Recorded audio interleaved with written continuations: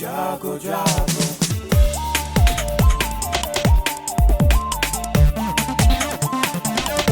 Radio जागो जागो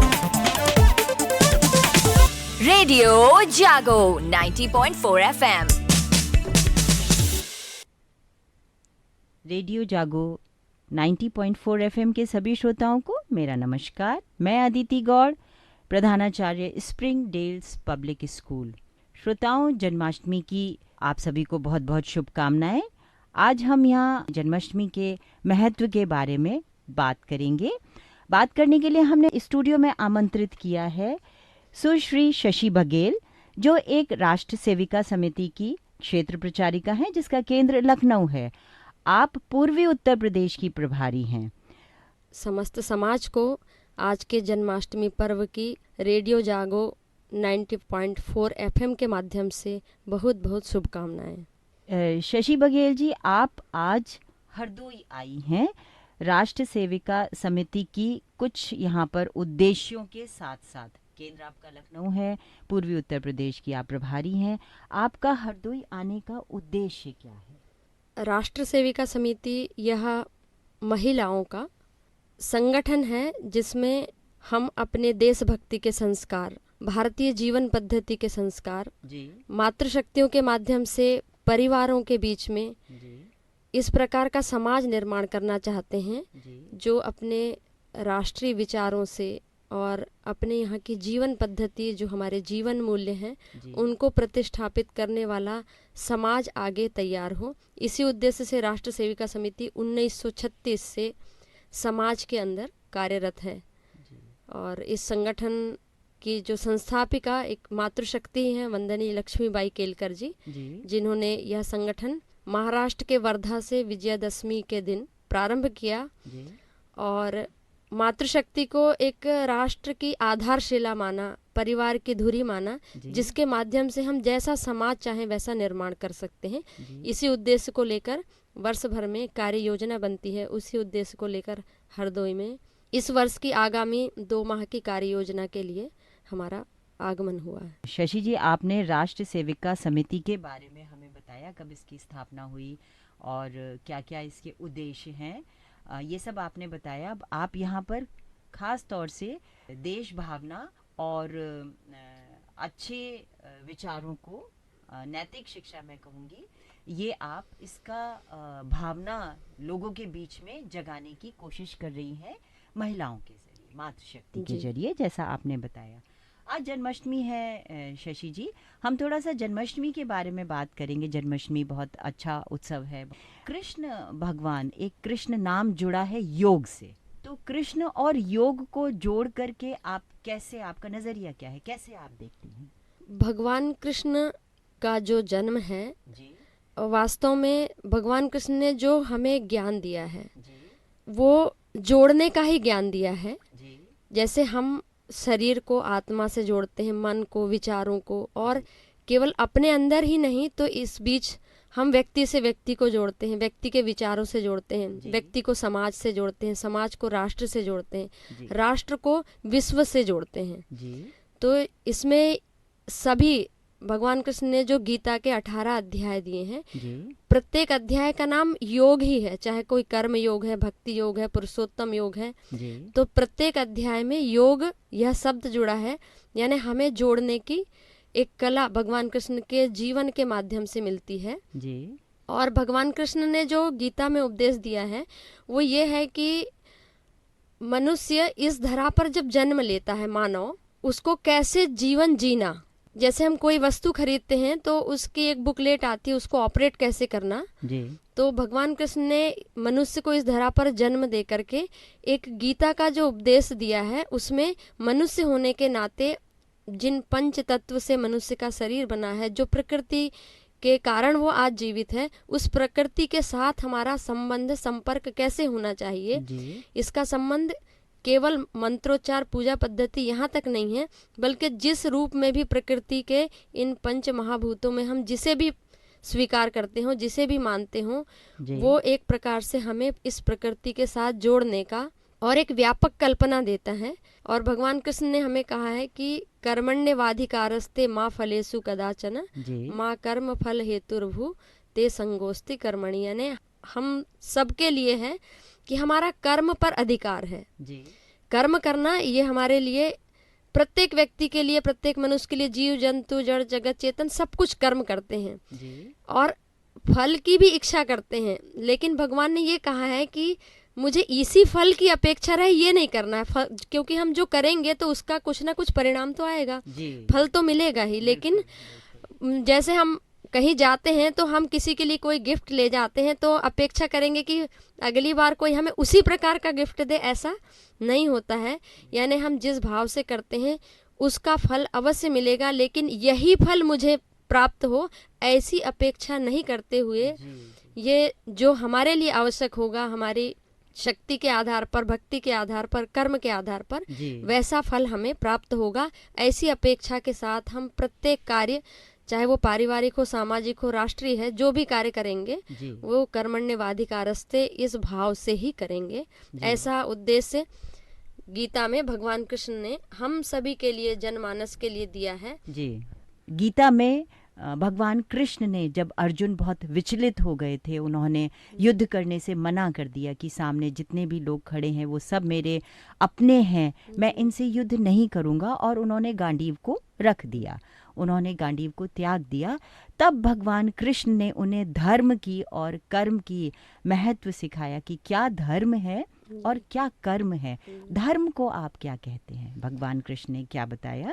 भगवान कृष्ण ने धर्म को बताया है कि यह अपना कर्तव्य है जी, और मनुष्य की प्रत्येक अवस्था में उसका कर्तव्य बदलते रहता है जी, बच्चा छोटा है, घर में है तो घर के प्रति उसका कर्तव्य, माँ के प्रति उसका कर्तव्य, विद्यालय जाता है तो शिक्षक के प्रति उसका कर्तव्य, जी, समाज में हम काम करते हैं तो समाज के प्रति हमारा कर्तव्य, हम अगर नागरिक हैं तो देश के प्रति हमारा क्या कर्तव्य है। जी, तो जिस भूमिका में जहाँ हम हैं, जिस समय अर्जुन उस भूमिका में थे, जी, तो वो अपने पारिवारिक रिश्तों को देख रहे थे, जी, लेकिन वो केवल एक पारिवारिक रिश्तों तक ही सीमित नहीं था, क्योंकि वह धर्म युद्ध था। जी, धर्म युद्ध यानी अपने कर्तव्य के साथ युद्ध करना जी, और अपने कर्तव्य से विमुख नहीं होना, चाहे परिस्थिति जो भी रहे। जी, वहाँ मेरा अपना व्यक्तिगत संबंध नहीं, इस राष्ट्र और समाज को अच्छा बनाने के लिए जी, हम उस प्रकार के धर्म की व्याख्या अपने कर्तव्य से करते हैं। एक योद्धा का क्या कर्तव्य है, जी, एक नागरिक का क्या कर्तव्य है,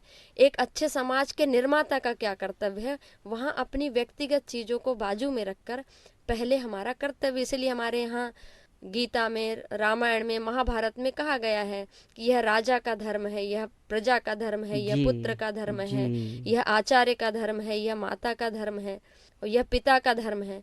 तो हमारे यहाँ धर्म की व्याख्या कर्तव्य से है, ना जी। कि पूजा पद्धति से। जो जहाँ है वहाँ पर अपने कर्तव्य का पालन ठीक से करे। यही भगवान कृष्ण ने अर्जुन को सिखाया कि आज जिस युद्ध के मैदान में हो, ये धर्म की विजय का युद्ध है जी, और इस धर्म की विजय में आपको अपने कर्तव्य से विमुख नहीं हो सकते हो।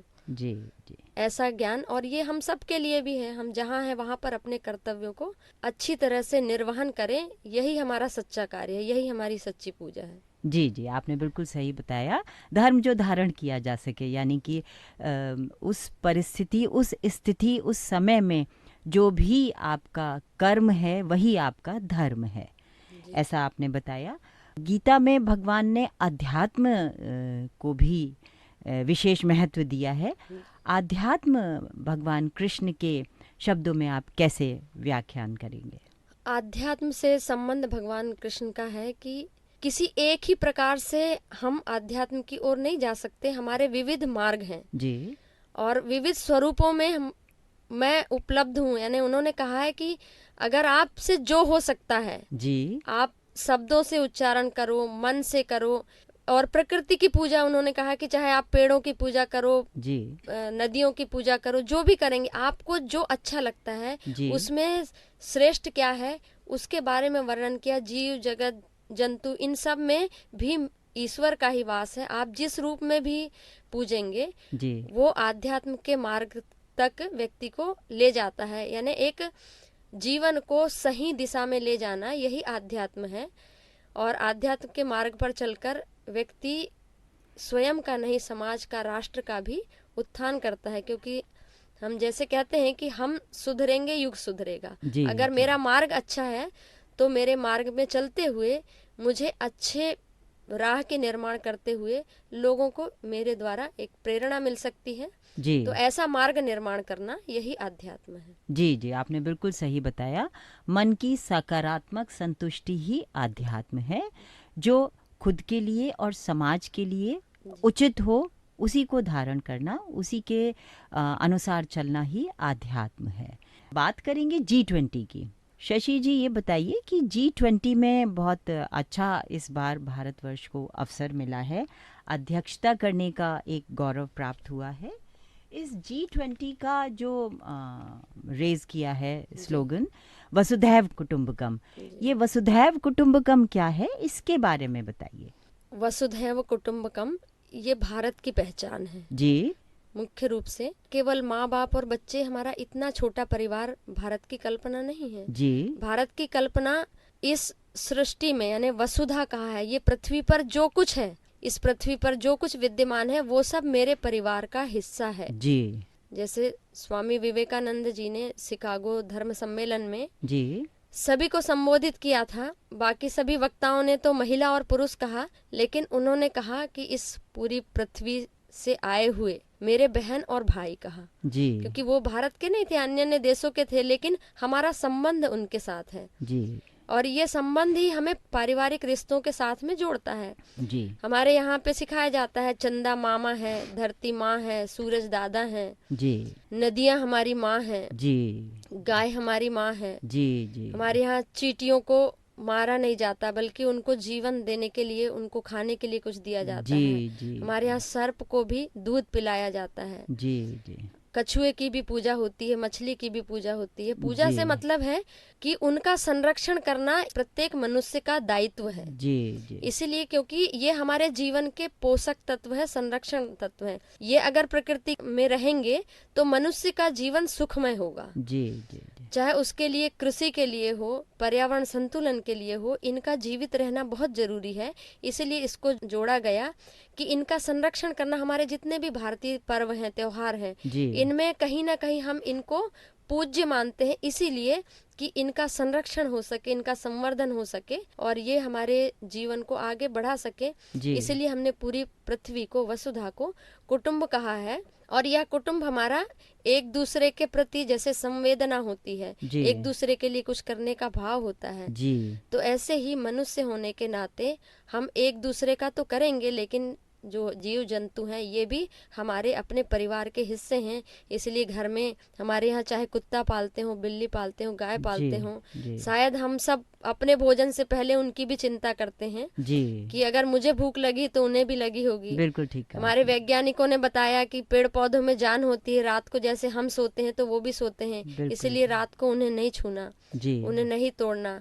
उनको तोड़ने से पहले प्रार्थना करना कि हम आपका उपयोग कर रहे हैं अपने सुखमय जीवन के लिए। जी जी ऐसी जो विधा है हमारे यहाँ, प्रातः काल उठते ही धरती को प्रणाम करना, जी हाथों को देखकर कराग्रे वस्ते लक्ष्मी कहना, जी। समुद्र वसने देवी पर्वत स्तन मंडले विष्णु जी। पत्नी नमस्तुभ्यम पादस्पर्शम क्षमस्व में हम इस प्रकृति के साथ कहते हैं कि उसके सानिध्य में हम सब कुछ कर रहे हैं, जी तो उठते से पहले क्षमा मांगते हैं, जी सूर्य जी को अर्घ देते हैं, सूर्य की उपासना करते हैं कि हमारे जीवन में सूर्य जैसी तेजस्विता आए। जी जी तो इस प्रकार हमने जो वसुधैव कुटुंबकम को लिया है, तो केवल वह शब्द नहीं है, वह हमारे जीवन का एक अंग है। जी और जी। ऐसा जीवन भारतीय जनमानस जी रहा है। भारत अपने जीवन पद्धति से दुनिया के अंदर उसको प्रतिष्ठापित करना चाहता है कि इसका जो आनंद भारत ने लिया है, भारत के ऋषि मुनियों ने लिया है, जी। ऐसा आनंद पूरी दुनिया ले। जी जी और उसी के कारण G20 की अध्यक्षता का गर्व भारत को मिला है, उसके अपने ऋषि मुनियों की परंपरा को मानने के कारण, उसको समझकर जीवन जीने के कारण, और एक उदात्त जीवन पद्धति जो भारतीय समाज को उनके पूर्वजों के द्वारा प्राप्त हुई है, जी उस जीवन पद्धति में पर्यावरण संरक्षण और योग का महत्व, आयुर्वेद का महत्व और जी एक आदर्श और उच्च जीवन के लिए जो आवश्यक है वो सभी भारतीय जीवन पद्धति में है। जी यही हमें वसुधैव कुटुंबकम का संदेश देती है और यही सिखाती है। जी जी, आपने बिल्कुल ठीक कहा। पूरी वसुधा हमारा परिवार है। वसुधा से परे जितना अंतरिक्ष में जितने ग्रह हैं ये सब हमारे परिवार का हिस्सा हैं, उनको हम अपना परिवार स्वीकारें, माने। हम धरती को भी माँ कहते हैं और आकाश को हम पिता के रूप में देखते हैं और पेड़ पौधे नदी को भी हम माँ मानते हैं और अपनी भारत माता को तो हम माता ही कहते हैं। आपने बात किया कि पूरा वसुधा का सम्मान करें। जलवायु परिवर्तन पे हम आते हैं। बहुत परिवर्तन जलवायु में हम पिछले वर्षों से देखते चले आ रहे हैं, जो दिन प्रतिदिन बिगड़ती जा रही है, क्योंकि हम जो सींचते हैं वही हम पाते हैं। जो हम अपने प्रकृति को दे रहे हैं वही हम वापस पा रहे हैं और एक जलवायु परिवर्तन के रूप में पा रहे हैं।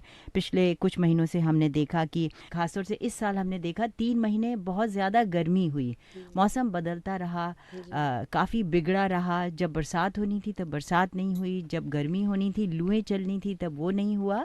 आप क्या कहते हैं, ये जलवायु परिवर्तन क्यों हो रहा है और हमें इसके लिए क्या करना चाहिए? इसके असंतुलन के लिए मनुष्य जिम्मेदार है जी, क्योंकि हमने अपने व्यक्तिगत जीवन में जो आकांक्षाएं पाल के रखी है जी, कि मुझे आवश्यकता से भी अधिक चीजें, चाहे वो जिस भी प्रकार की हो, शायद हम अपनी सब चीजों को सीमित कर लें जी। और अपने जीवन पद्धति को उस प्रकार से अगर संतुलित जीवन जिएंगे तो प्रकृति के साथ हमारा संतुलन अच्छा होगा।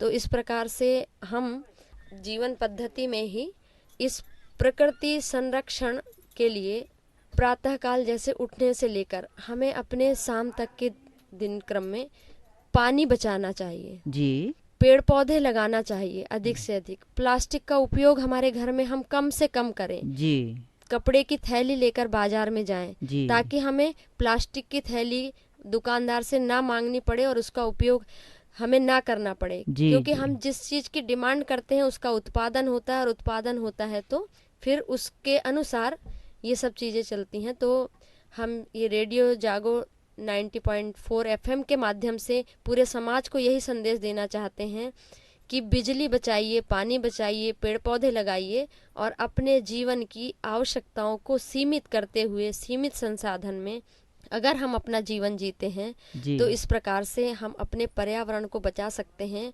और अपने परिवार में सब प्रकार की हम चर्चा करते होंगे, लेकिन पर्यावरण को बचाने के लिए अपने बच्चों के बीच में, मातृशक्तियों के बीच में, रिश्तेदारों के बीच में हम फोन पर बातचीत करते हैं, संवाद करते हैं, जी, तो इन सब बातों का ध्यान रखें जी, और अपने घर में जो हमें प्रकृति द्वारा प्रदत्त चीजें हैं उनको हम कभी भी निर्माण नहीं कर सकते, चाहे हमारे पास कितना भी पैसा हो जाए जी। उसको हम नहीं बना सकते। जी। तो जो चीज हम खरीद नहीं सकते, जो हम पैसे से नहीं उसको प्राप्त कर सकते, जो ईश्वर प्रदत्त है, इस प्रकृति ने हमें दिया है, तो उसका उपयोग हमें सीमित संसाधनों के माध्यम से आवश्यकता के अनुसार ही करना चाहिए, उसका अपव्यय नहीं होना चाहिए। तभी हम इसके संतुलन को बनाए रख सकते हैं। ये हम अपने घरों में इस प्रकार का संदेश देंगे। जी, जी, जी, आपने बिल्कुल सही कहा। हमें ही प्रयास करने होंगे। हम ही इस पृथ्वी पर, इस धरती पर रह रहे हैं, तो इसका संरक्षण करना भी जिम्मेदारी हमारी ही है। प्रकृति के संसाधनों का उपयोग, उपभोग तो करें, लेकिन ये ध्यान में रख के करें कि हम उसको नुकसान ना पहुंचाएं। जी। सीमित उपयोग करें, अपनी आवश्यकताओं के अनुसार उपयोग करें और ये ध्यान रखें ये सब कुछ जो हम पा रहे हैं ये आने वाली पीढ़ियां भी पा सकें और बहुत बेहतरी से इनका उपयोग उपभोग कर सकें। शशि बघेल जी, आप रेडियो जागो 90.4 एफएम में आज आप आई और आपने इस रेडियो के जरिए बहुत सारी महत्वपूर्ण बातें बताई, बहुत सारे महत्वपूर्ण जानकारियाँ हमें दी। इसके लिए आपका बहुत बहुत धन्यवाद करती हूँ।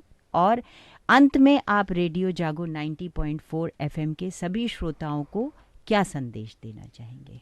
धन्यवाद अदिति दीदी।